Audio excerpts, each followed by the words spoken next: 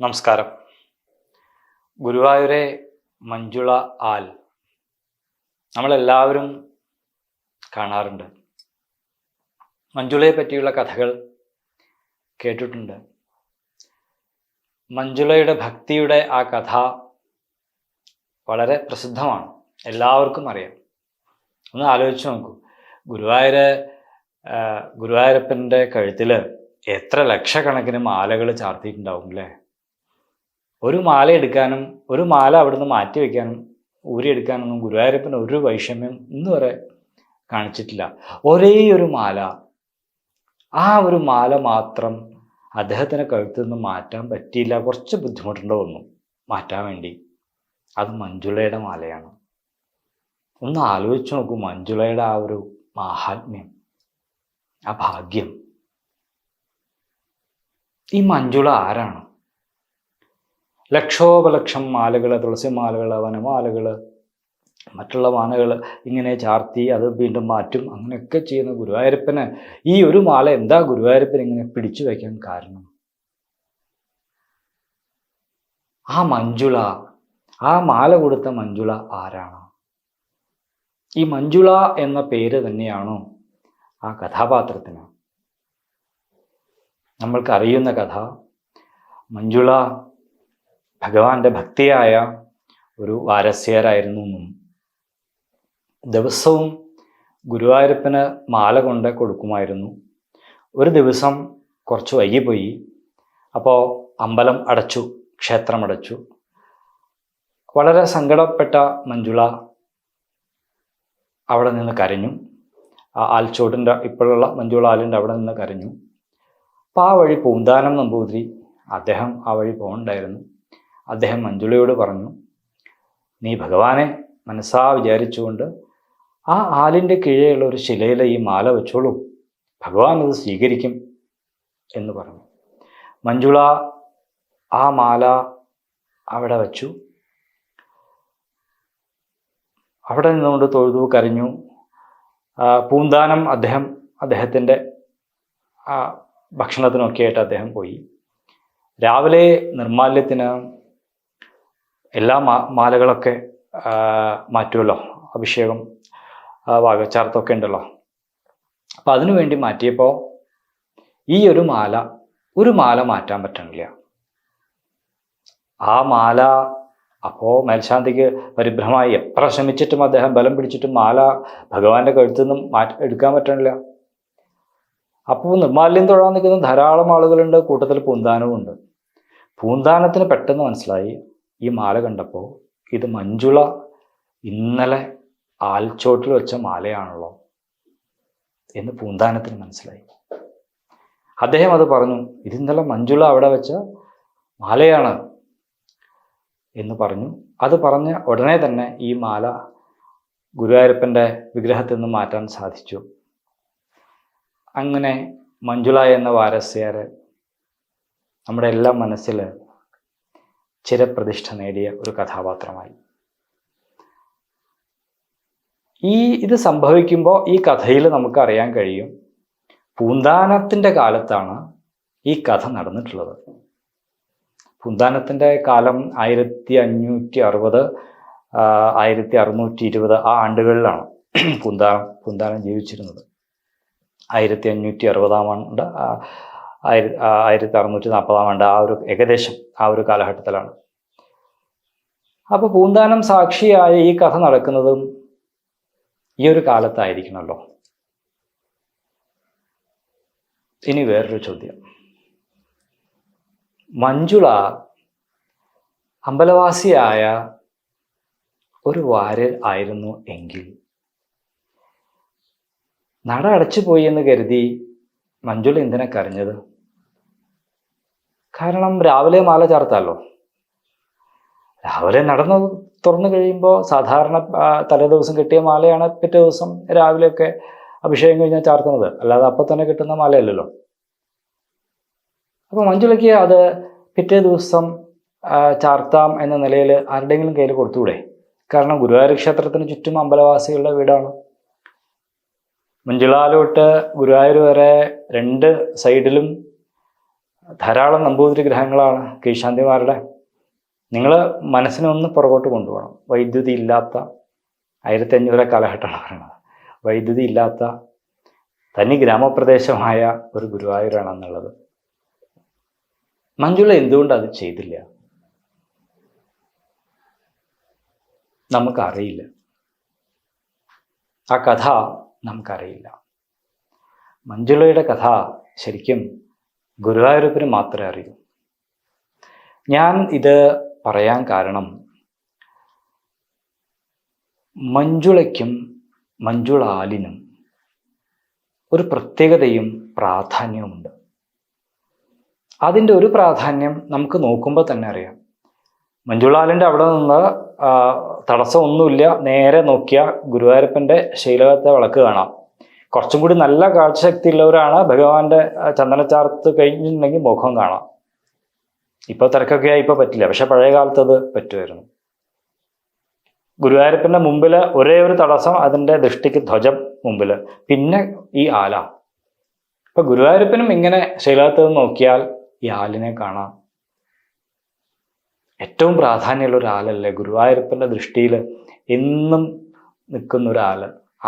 ആൽമരത്തിന് തിരിച്ച് ഗുരുവായൂരപ്പനെയും കാണാം, ശൈലകത്തെ വിളക്ക് കാണാം. എന്തൊരു ഭാഗ്യ ആൽമരത്തിൻ്റെ അല്ലേ. അങ്ങനെയുള്ള ആലാണ് മഞ്ജുള ആല്. ആ ആലിനാണ് മഞ്ജുളയുടെ പേരിട്ടിട്ടുള്ളത്. ഭഗവാൻ വിചാരിക്കാതെ ആ പേര് വീഴില്ല. അപ്പൊ ഭഗവാന് എത്ര ഇഷ്ടമായിരിക്കും മഞ്ജുളയോട്. ആ മാല, മഞ്ജുള ചാർത്തിയ മാല കഴുത്തിൽ നിന്ന് ഊരിയെടുക്കുമ്പോൾ പോലും ഭഗവാൻ ഒരു വിഷമം ഉണ്ടായിട്ടുണ്ടോ? ഭഗവാന്റെ ഹൃദയം ഒന്ന് പടഞ്ഞിട്ടുണ്ടോ? വേണ്ട കേട്ടോ മേൽശാന്തി, ഈ മാല ഇവിടെ കിടന്നോട്ടെ, എനിക്ക് ചാർത്തിയിട്ട് മതിയാവണില്ല, അങ്ങനെ തോന്നിയിട്ടുണ്ടോ ഭഗവാന്?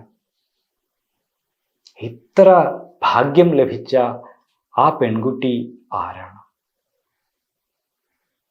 മഞ്ജുള പലപ്പോഴും ഏതൊക്കെയോ കുറെ കഥകളിലൂടെ മറഞ്ഞു പോകുന്ന അല്ലെങ്കിൽ അവ്യക്തമായ ഒരു കഥാപാത്രമായിട്ടാണ് നമുക്ക് തോന്നുക. പക്ഷേ പുന്താനത്തിനോ കുറൂരമ്മയ്ക്കോ വില്ലുമംഗലത്തിനോ മേൽപ്പത്തൂരിനോ ഒക്കെ കിട്ടാത്ത ഒരു എന്താ പറയുക, ഒരു ഭാഗ്യമല്ലേ മഞ്ജുളയ്ക്ക് കിട്ടിയത്. ഗുരുവായൂരപ്പൻ്റെ നേരെയുള്ള ആലിൻ്റെ പേര് മഞ്ജുളാൽ. എന്നുമെന്നും ആ ഗുരുവായൂരെ പേരിനോടൊപ്പം ഈ മഞ്ജുളാലിൻ്റെ പേരും സഞ്ചരിക്കുന്നു. എത്രയോ ഭക്തസഹസ്രങ്ങൾക്ക് തണൽ കൊടുത്ത് ആ ഭക്തജനങ്ങളുടെ പ്രണാമം ഏറ്റുവാങ്ങി മഞ്ജുളാല് ഇങ്ങനെ വിലസുന്നു അവിടെ. മഞ്ജുളയെ പറ്റി കുറച്ച് ഒന്ന് ചിന്തിക്കണം എന്ന് തോന്നിയത് ഈ ഗുരുവായൂര മഹാത്മ്യം ഗ്രന്ഥം വായിച്ചപ്പോഴാണ്. ഞാൻ ശരിക്കും ഞെട്ടിപ്പോയി. കാരണം ആ ഗ്രന്ഥത്തിൽ പറയുന്നുണ്ട്, മഞ്ജുളാഖ്യ പുരാരാജൻ ധന്യകന്യ ബഭൂവ. ഗുരുവായൂർ മഹാത്മ്യത്തിൽ ഈ മഞ്ജുളയുടെ പേര് പ്രതിപാദിച്ചു കണ്ടപ്പോൾ വലിയൊരു അത്ഭുതം തോന്നി. കാരണം നമ്മൾ അറിയുന്ന മഞ്ജുള പൂന്താനത്തിൻ്റെ കാലഘട്ടത്തിൽ ജീവിച്ചിരുന്ന മഞ്ജുളയാണ്. പക്ഷേ ഈ ഗുരുവായൂര മഹാത്മ്യം അതിൻ്റെ ആ കഥാകാലം ജനമേജയ മഹാരാജാവിൻ്റെ കാലമാണ്. എത്ര ആയിരക്കണക്കിന് വർഷങ്ങൾ മുൻപാണ്. പരീക്ഷത്തിൻ്റെ പുത്രനാണല്ലോ ജനമേജയ മഹാരാജാവ്. അപ്പോൾ ആ ഒരു ഗ്രന്ഥത്തിൽ ഈ മഞ്ജുളയെ പ്രതിപാദിച്ചിട്ടുണ്ട്.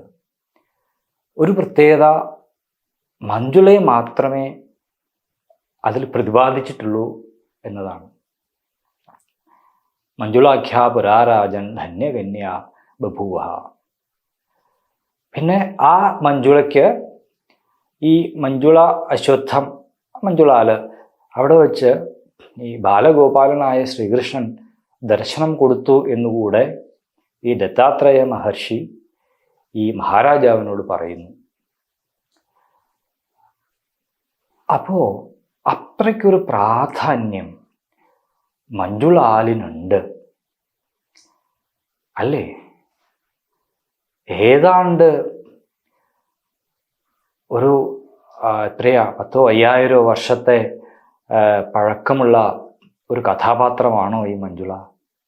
അതോ ഇനി മഞ്ജുള എന്ന പേരിൽ 2-3 പേരുണ്ടോ? ഒരു വലിയ ചോദ്യമാണ്. എന്തായാലും ആ ചോദ്യത്തിൻ്റെ ഉത്തരം തേടിയുള്ള യാത്ര എത്തുന്നത് മഞ്ജുളാലിൻ്റെ മാഹാത്മ്യത്തിലേക്കാണ്. കാരണം മഞ്ജുളാല് ഭക്തിയുടെയും സമർപ്പണത്തിൻ്റെയും വിരഹവേദനയുടെയും എല്ലാം ഒരു പ്രതിബിംബമാണ്. എങ്ങനെയാണോ വൃന്ദാവനത്തിൽ ഗോപികമാര് കണ്ണനെ അന്വേഷിച്ച് അലഞ്ഞത്, കണ്ണനെ വിളിച്ച് അവർ കരഞ്ഞത്, അതുപോലെ ഗുരുവായൂർ അമ്പലത്തിന് ചുറ്റുമുണ്ടായ എത്രയോ ഗോപീ ജന്മങ്ങൾ ഈ മഞ്ജുളാലിൻ്റെ മുൻപിൽ വെച്ചായിരിക്കാം ഭഗവാനെ വിളിച്ച് കരഞ്ഞത്. അങ്ങനെ കരഞ്ഞ് ഭഗവാനിൽ വിലയം പ്രാപിച്ച ആ ഗോപികമാർക്ക്, അഥവാ ആ പേരില്ലാത്ത കൃഷ്ണന്റെ നായികമാർക്ക് എല്ലാവർക്കും ചേർത്ത് കൊടുത്തൊരു പേരാണോ മഞ്ജുള? പുന്താനത്തിൻ്റെ കാലത്ത് ജീവിച്ചിരുന്ന മഞ്ജുള വാരസ്യാരാണോ? അതോ മറ്റൊരു കഥയിൽ ഉണ്ണികൃഷ്ണൻ പുത്തൂര്, ഗുരുവായൂരിൻ്റെ കഥാകാരനായ ഉണ്ണികൃഷ്ണൻ പുത്തൂര് ഒരു മനോഹരമായൊരു കഥ മഞ്ജുളയെ പറ്റി പറയുന്നുണ്ട്. അതിപ്രകാരമാണ്. മഞ്ജുള, എനിക്ക് വ്യക്തിപരമായിട്ട് ആ കഥയോടാണ് കൂടുതൽ ഒരു സാംഗത്യം തോന്നിയിട്ടുള്ളത്. കാരണം ഒരു അമ്പലവാസിയായ മഞ്ജുള ആയിരുന്നു എങ്കിൽ ആ മാല ഏത് അമ്പലവാസികളുടെ കയ്യിൽ കൊടുത്താലും രാവിലെ ഭഗവാന് ചാർത്തും. ഉണ്ണികൃഷ്ണ പുത്തൂരിൻ്റെ കഥാപാത്രമായ മഞ്ജുള ഒരു താഴ്ന്ന ജാതിയിൽപ്പെട്ട ഒരു സ്ത്രീയാണ്. അന്നത്തെ കാലത്ത് ക്ഷേത്രപ്രവേശനം ഉണ്ടായിരുന്നില്ല. താഴ്ന്ന ജാതിയിൽപ്പെട്ട ആൾക്കാർക്ക് ക്ഷേത്ര ദർശനം ഉണ്ടായിരുന്നില്ല. ഏതാണ്ട് 500 മീറ്ററിനപ്പുറം മാത്രമേ അന്നത്തെ കാലത്ത് അവർക്ക് അവിടെ നിന്ന് മാത്രമേ ക്ഷേത്രത്തിന് ദർശനം ചെയ്യാൻ സാധിക്കുമായിരുന്നുള്ളൂ. ഏതാണ്ട് നമ്മുടെ മഞ്ജുളാലിൻ്റെ അകലവും അതുപോലെ തന്നെയാണ്. ഉണ്ണികൃഷ്ണൻ പുത്തൂരിൻ്റെ കഥയും നിങ്ങൾക്ക് വേണ്ടി പറയാം. അദ്ദേഹം യശശരീരനായി. പക്ഷെ അദ്ദേഹം ഈ കഥയെപ്പറ്റി ധാരാളം അന്വേഷിച്ചിട്ടുണ്ട്. അദ്ദേഹം ഒരു അന്വേഷണ കുതുകിയായിരുന്നൊരു കഥാകൃത്തായിരുന്നു. അതുകൊണ്ട് അദ്ദേഹത്തിൻ്റെ കഥയ്ക്ക് കുറച്ചും കൂടി സാംഗത്യമുണ്ട്. നമ്മുടെ ഹരികന്നിയൂര്, അതിനടുത്ത് ഉള്ളൊരു ധാരാളം നെൽപ്പാടങ്ങളാൽ അങ്ങനെ നിറഞ്ഞു നിൽക്കുന്ന ഒരു സ്ഥലമാണ് ഈ ഹരികന്നിയൂര്. അവിടെ ദേവിയുടെ അമ്പലമുണ്ട്. അതിനടുത്ത് ഒരു വയലിൻ്റെ തീരത്ത് ഒരു കൊച്ചു കുടിലിൽ മഞ്ജുള ജീവിച്ചിരുന്നു. മഞ്ജുളയെക്കുറിച്ച് ഞാൻ നടത്തിയ ചില അന്വേഷണങ്ങളിൽ എനിക്കറിയാൻ കഴിഞ്ഞത് മഞ്ജുള മൂകയായിരുന്നു എന്നാണ്. അത് ആ കഥയിലില്ല കേട്ടോ. അത് ഞാൻ നടത്തിയ ഒരു അന്വേഷണമാണ്. മഞ്ജുളയ്ക്ക് സംസാരിക്കാൻ കഴിയില്ലായിരുന്നു. അതീവ സുന്ദരിയായ ഒരു പെൺകുട്ടിയായിരുന്നു മഞ്ജുള. മഞ്ജുളയ്ക്ക് ഗുരുവായൂരപ്പനെ പറ്റി കാര്യമായിട്ടൊന്നും അറിയില്ല. കാരണം അന്നത്തെ കാലം അങ്ങനെയാണ്. അക്ഷരാഭ്യാസം പോലും ഉള്ളവർ വളരെ ചുരുക്കമാണ് ആ കാലഘട്ടത്തിൽ. ഇന്നത്തെ പോലുള്ളൊരു കാലമല്ല. വൈദ്യുതി വല്ലാത്തൊരു കാലമല്ലേ അന്നത്തെ കാലം. ഒന്ന് സങ്കല്പിച്ച് നോക്കൂ. അപ്പം കൃഷ്ണനെ പറ്റിയോ അല്ലെങ്കിൽ ഈ ഭാഗവത്തെ പറ്റിയോ ഇതൊന്നും വലിയ ധാരണയൊന്നും ഈ താഴ്ന്ന ജാതിക്കാരിയായ മഞ്ജുളയ്ക്ക് ഉണ്ടായിരുന്നില്ല. പക്ഷേ മഞ്ജുളയ്ക്ക് എന്തെന്നറിയാത്ത ഒരനുഭൂതി ഉണ്ടാവുമായിരുന്നു. കാരണം മഞ്ജുള യൗവനാവസ്ഥയിലുള്ള യുവതിയാണ്. മഞ്ജുള ഉറങ്ങിക്കഴിയുമ്പോൾ മഞ്ജുളയുടെ സ്വപ്നത്തിൽ ഒരു കോമള സുന്ദരനായ ഒരാൾ വരുന്നു. അയാൾ മഞ്ജുളയുമായി പ്രേമസല്ലാപം ചെയ്യുന്നു. ഇത് മഞ്ജുളയ്ക്ക് വലിയൊരു അത്ഭുതമായിട്ട് തോന്നി. ഇത് നിരന്തരം ഇങ്ങനെ നടക്കുന്നു. മഞ്ജുള നോക്കുമ്പോൾ ഇയാൾക്ക് ഒരു കാണാവുന്ന അടയാളം മയിൽപ്പീലിയുണ്ട്. ഒരു ചെറിയ മഞ്ഞ റിബൺ പോലെ ഒന്ന് തലയിൽ ചുറ്റിയിട്ടുണ്ട്. കയ്യിലൊരു ഓടക്കുഴലുണ്ട്. ഇതാണ് മഞ്ജുളയ്ക്ക് ആകെയുള്ള ഒരു അടയാളം. ഈ ആൾ തന്നെ സ്ഥിരം ഇങ്ങനെ സ്വപ്നത്തിൽ വരുന്നു. പ്രേമസല്ലാപങ്ങൾ, പരിരംഭണങ്ങൾ, ചുംബനങ്ങളൊക്കെ മഞ്ജുളയ്ക്കുണ്ട്. പക്ഷെ ആരാന്ന് മഞ്ജുളയ്ക്ക് അറിയുന്നില്ല. രാവിലെ ആയിക്കഴിഞ്ഞാൽ ആ രാത്രി കണ്ട സ്വപ്നത്തിലാണ് മഞ്ജുള ജീവിക്കുന്നത്. നന്നായിട്ട് മഞ്ജുള ചെളി കുഴച്ചുള്ള ശില്പം ഉണ്ടാക്കും മണ്ണുകൊണ്ട്. അതിലൊക്കെ മഞ്ജുള ഈ സ്വപ്നത്തിൽ കണ്ട ആ രൂപമാണ് ഈ മയിൽപ്പീലിയും ഓടക്കുഴലും എല്ലാം ഉണ്ട്. വീണ്ടും സ്വപ്നത്തിൽ വന്നപ്പോൾ സ്വപ്നത്തിൽ തന്നെ മഞ്ജുള ഹൃദയമുരുകി പറഞ്ഞു, ആരാണെന്ന് എന്നോട് പറയൂ, എന്നെ ഇങ്ങനെ കളിപ്പിക്കല്ലേ, ഞാനൊരു പാവല്ലേ, ഇത് ആരാണ്? അപ്പോൾ ആ സ്വപ്നസുന്ദരം പറഞ്ഞു, ഞാൻ താമസിക്കുന്നത് ഗുരുവായൂരാണ്. ഇവിടുന്ന് കുറച്ച് പടിഞ്ഞാറ് ഭാഗത്ത് ഗുരുവായൂർ എന്നൊരു ക്ഷേത്രമുണ്ട്, അവിടെയാണ് ഞാൻ താമസിക്കുന്നത് എന്ന് പറഞ്ഞു. അവിടെ വന്നാൽ എന്നെ കാണാം. അവിടെ വരുമ്പോൾ എനിക്ക് വേണ്ടി ഒരു മാല കരുതി വെക്കൂ, ഒരു മാല കൊണ്ടുവരൂ, ആ മാല എൻ്റെ കഴുത്തിൽ ചാർത്തൂ, നിന്റെ കഴുത്തിൽ ഞാനും ഒരു മാല ചാർത്താം, ആരും കാണണ്ട. കുറച്ചു നേരം കഴിഞ്ഞ് നടയടച്ചതിന് ശേഷം വന്നാൽ മതി എന്ന് ആ സ്വപ്നത്തിൽ തന്നെ ആ സ്വപ്ന സുന്ദരൻ, നമുക്കറിയാം നമ്മുടെ കള്ളകൃഷ്ണനാണ് അതൊന്നും, മഞ്ജുളയ്ക്ക് അത് അറിയില്ല. കാരണം അന്നത്തെ കാലത്ത് ഇത്രയൊന്നും ഈ കൃഷ്ണൻ ഏതാണെന്നൊന്നും അറിയില്ലല്ലോ. അന്നത്തെ കാലം അങ്ങനെയാണല്ലോ. അങ്ങനെ മഞ്ജുള ഒരു മാലയുമായി, ആ ശ്രീകൃഷ്ണ വിഗ്രഹത്തിൽ അർപ്പിക്കാനുള്ള മാലയുമായി ഗുരുവായൂർ ക്ഷേത്രത്തിലേക്ക് പോവുകയാണ്. അവിടെ എത്തി.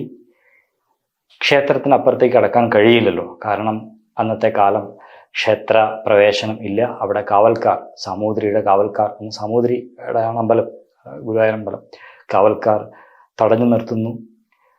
മഞ്ജുളയുമായി വാഗ്വാദമാകുന്നു. മഞ്ജുളയ്ക്ക് അപ്പോഴാണ് മനസ്സിലായത് അങ്ങോട്ട് പോകാൻ കഴിയില്ല. പിന്നെ എൻ്റെ സ്വപ്നത്തിൽ കണ്ട ആ കണ്ണൻ എവിടെയാണ്? ഞാൻ എങ്ങനെ കാണും? ഇങ്ങനെ വിലപിച്ചുകൊണ്ടിരുന്നപ്പോൾ, പൊട്ടിക്കരഞ്ഞ് ഭ്രാന്തമായൊരവസ്ഥയിൽ വിലപിച്ചുകൊണ്ടിരുന്നപ്പോഴാണ് പൂന്താനം വരുന്നത്. ഈ നിഷ്കളങ്ക ഭക്തി കണ്ട് പൂന്താനം പറഞ്ഞു, ഈ മാല ഇവിടെ വച്ചോളൂ, ഈ ആൽമരത്തിൻ്റെ ചോട്ടിൽ വച്ചോളൂ, ഭഗവാൻ അത് സ്വീകരിക്കും. ആ മാലയായിരുന്നു ഗുരുവായൂരപ്പൻ്റെ കഴുത്തിൽ കണ്ടതും അവിടെ നിന്ന് അത് എടുത്തു മാറ്റാൻ കഴിയാതിരുന്നത്. പിന്നീടും കഥയിൽ ചോദ്യമുണ്ട്, ഈ മഞ്ജുളയ്ക്ക് പിന്നെ എന്ത് സംഭവിച്ചു? മഞ്ജുള ആ മാല അവിടെ സമർപ്പിച്ച് അവിടെ തന്നെ ദേഹത്യാഗം ചെയ്തു എന്നാണ് പറയുന്നത്. ഒരുപക്ഷെ ആ ഗുരുവായൂരപ്പ വിഗ്രഹത്തിൽ വിലയം പ്രാപിച്ചിരിക്കാം. കാരണം ഭക്തമീര ആ ദ്വാരകാധീശന്റെ ക്ഷേത്രത്തിലെത്തി അവിടെയാണ് വിലയം പ്രാപിച്ചത്. ശ്രീരംഗത്തെ മഹാവിഷ്ണുവിൽ ആണ്ടാൾ വിലയം പ്രാപിച്ചു. പൂർണ്ണത്രേശ വിഗ്രഹത്തിൽ നങ്ങേമ്മ വിലയം പ്രാപിച്ചു. പ്രേമാനന്ദരസത്തിൽ ആറാടി നിൽക്കുന്ന ഹൃദയത്തെ അങ്ങനെ തന്നെ ഭഗവാൻ തന്നോട് ചേർക്കും. നിഷ്കളങ്ക ഭക്തിയാണ്, അവർക്കൊന്നും അറിയില്ല. ഭഗവാൻ കുസൃതിക്കാരനാണ്, പല കുസൃതിയും കാണിച്ചിട്ടുണ്ട്. വില്ലുമംഗലത്തിൻ്റെ അടുത്ത്, കുറൂരമ്മയുടെ അടുത്ത്, ആ കുസൃതിയെല്ലാം അവരെല്ലാം തന്നോട് അടുപ്പിച്ച് ശുദ്ധീകരിച്ച് തന്നോട് ലയിപ്പിച്ച് ചേർക്കുകയായിരുന്നു മോക്ഷം. ഭഗവത് പാദത്തിൽ അല്ലെങ്കിൽ ഭഗവാൻ വിലയം പ്രാപിക്കുക. ഒന്നും അറിയാത്ത, സംസാരിക്കാൻ പോലും ശേഷിയില്ലാത്ത മഞ്ജുള എന്ന ആ നിഷ്കളങ്ക താഴ്ന്ന ജാതിക്കാരിയെ ഭഗവാൻ സ്വീകരിച്ച കഥ ഉണ്ണികൃഷ്ണൻ പുത്തൂർ പറയുന്നുണ്ട്. ഇതിൽ ഏത് മഞ്ജുളയാണ് യഥാർത്ഥ മഞ്ജുള? മഞ്ജുള എന്ന വാരസ്യാരാണോ? മഞ്ജുള എന്ന താഴ്ന്ന ജാതിക്കാരിയാണോ? ഈ കഥയെല്ലാം പറയുമ്പോൾ ഗുരുവായൂര മഹാത്മ്യത്തിൽ പറയുന്ന ആ മഞ്ജുളയാണോ? എത്രയല്ലേ? മഞ്ജുളാഖ്യ പുരാരാജൻ ധന്യകന്യാ ബഭൂവ. ആ മഞ്ജുള ആരാണ്? ഇത്രയും ധന്യയായ മഞ്ജുള ആരാണ്? ഇപ്പോൾ വില്ലുമംഗലം സ്വാമിയാരെ തന്നെ പറയും, പല സ്വാമിമാരുണ്ടായിരുന്നു പല കാലഘട്ടങ്ങളിലായി, അവരെല്ലാവരും വില്ലുമംഗലം എന്ന് നമ്മൾ അഭിസംബോധന ചെയ്യുന്നു എന്നാണ് ചരിത്രകാരന്മാർ പറയുക. ഇപ്പം ശങ്കരാചാര്യരെയും അതുപോലെ തന്നെയാണ്. എല്ലാ ശങ്കരാചാര്യന്മാരും ആദിശങ്കരനല്ലല്ലോ. പല കൃതികളും എഴുതിയിട്ടുള്ളത് അങ്ങനെയാണ്.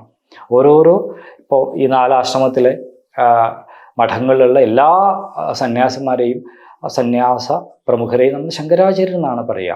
അപ്പോൾ ഒരു ശങ്കരാചാര്യ മാത്രമല്ല ഈ ഗ്രന്ഥങ്ങൾ മുഴുവൻ എഴുതിയിട്ടുണ്ടാവുക. പല ശങ്കരാചാര്യന്മാരുണ്ടാവും. പല വില്ലുമംഗലത്തെ പോലെ, പല ശങ്കരാചാര്യരെ പോലെ പല മഞ്ജുളയും ഉണ്ടോ? ഗുരുവായൂരപ്പന് മാത്രമേ അറിയുള്ളൂ.